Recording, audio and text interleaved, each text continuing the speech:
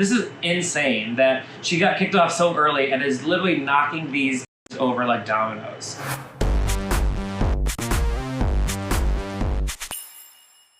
What's up, guys? I'm Joe Drake. Welcome back to Drag Us Weekly, a show where we break down RuPaul's Drag Race All-Star 6.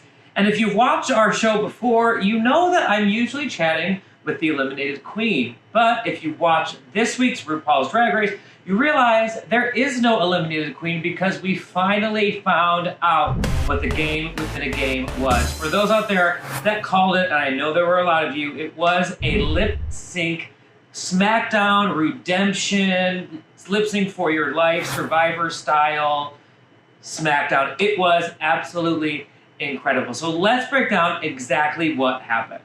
So Carson Chrisley comes on the screen to surprise the top 4 queens and introduces the lip sync redemption SmackDown. And of course, the girls are pissed. And I'm sure you saw Trinity was not having it the entire episode, sitting there in her cat bunny ears, whatever it was, just not into it at all. But the other girls seemed excited to see how it all played out. So they showed some graphics that sort of gave it a Mortal Kombat vibe. And clearly they filmed this as the queens got kicked off, which I wasn't sure how the sequence was going to go, but we could tell because RuPaul looked different at every lip sync, and there was a different celebrity guest judge each time. So they really did do it how they said they did it. So first up was Serena Cha-Cha versus Jiggly Caliente. I thought we all could kind of guess that Jiggly was probably going to kill this, and she did. I love Serena, and I'm glad she was on All-Star 6, but I feel like before the music even started, we knew Jiggly was going to win. So congrats to Miss Jiggly. All right, next up was Silky, Nutmeg, Ginache, the Reverend herself, and Jiggly Caliente. Now, this was brilliant because they both had matching leopard outfits on, and their exchange was genius. Even before they did a lip sync, they had their own, like, the library was open, read each other for filth session, and it was hilarious. Now, I feel like Jiggly thought her prop of her lollipop or sucker or whatever it's called would help, because I feel like that's sort of become one of Jiggly's things. Well, Miss Silky Nutmeg came with a bar in her and throughout the lip sync, as we saw, made herself a cocktail to Girls Just Want to Have Fun, which was brilliant because when the song came on, I was like, this is a little too like hunky-dory for these two. I wanted maybe something a little bit more ratchet and fun. But Jiggly came with an idea and she delivered. It instantly became one of the best lip syncs in Drag Race history. So of course, Silky goes on and Jiggly gets kicked off. Next, Silky lip syncs against Yara Sofia. Again, this kind of reminded me of the Jiggly Serena thing. I was like, Silky is coming to win, and Yara didn't seem like she had the fire on her to do it. And of course, Yara was kicked off and Silky moved on yet again. Now at this point, I feel like it's exciting because Silky is now, having won 2, she's clearly the one to beat. And we all know sort of the sequence of how the queens got kicked off. So I think we're all playing it out in our heads of like, what Silky is gonna do to some of these queens. Next up, it was Silky versus Scarlet. I love Scarlet's wig. I thought she looked gorgeous. And I thought the song was really appropriate for Scarlet. I just don't think she gave us enough share. I thought it sort of served more of a Scarlet NB drag show than it did Silky, but yet again, Silky came to play and kicked Scarlet off. She has now won 3 in a row. At this point, I think we're all thinking Silky's the queen to come back. All right, next up is the one that everyone was waiting for because these two are friends, Silky and Akira C. Davenport. Even Ginger said she was excited to watch this, but this is where the twist within the twist happened because Akira pulled a Ben de la Creme and was like, I'm out. I don't want to lip sync. Y'all kicked me off. I had my second chance. I'm not going to win this thing. Initially, I was disappointed because I agreed with Ginger that we all wanted to see how this would play out because they're both incredible performers. But I didn't necessarily blame Akira. I think she sort of deep down knew that that was her time to go and was just sort of okay with that. I don't think at that point she thought she could win anymore and she just didn't want to play any games. And hey, I think the producers were fine with it because it made for good TV. But then it got even better because Silky clearly showed up yet again with another idea and asked RuPaul and the judges if she could perform.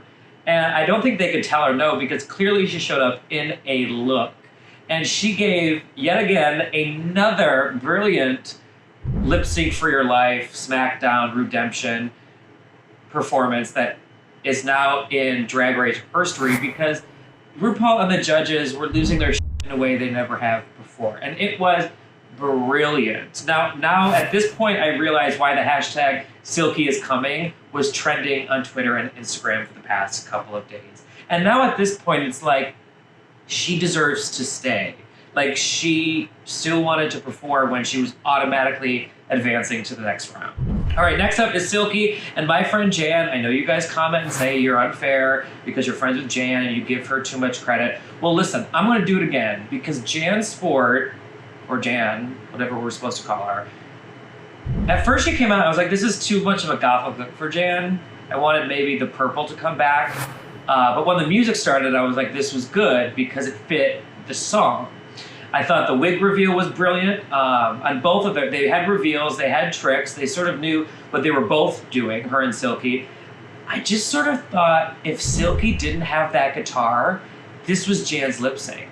That Jan really deserved to win. I think if we saw it live in a bar or a club, Jan's performance would have been superior. I do appreciate that RuPaul called her out and said, you had a brilliant performance, but yet again, Silky had a brilliant idea by bringing on some guitar she probably ordered on Amazon or like walked down the street in Burbank or wherever they are to the Party City to blow up an air guitar. And then she smashed it as if it was real.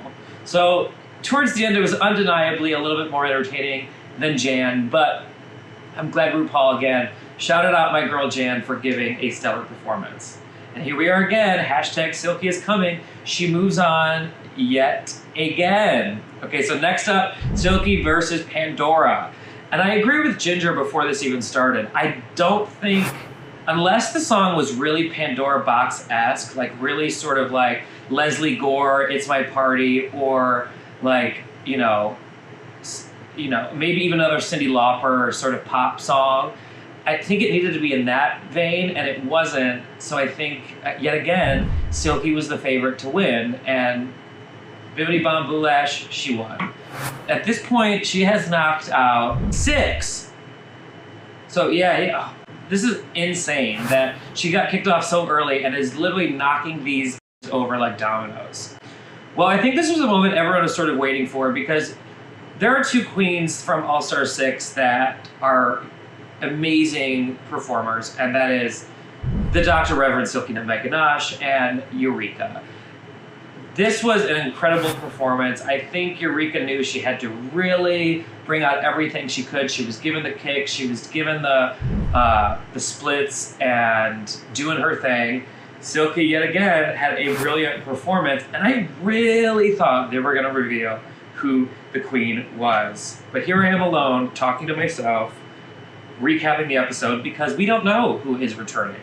I think in my heart of hearts, I know who's returning, and I think we all do too, but I'm not going to say it because anything could happen. But what I do want to happen, and I secretly don't think it will, is Erika and Silky should both come back. I think Erika had the slight edge to the performance, so she deserves to come back. But because of Silky's track record throughout the last 6 lip syncs, or 5, or whatever, was too good not to allow her back into the competition.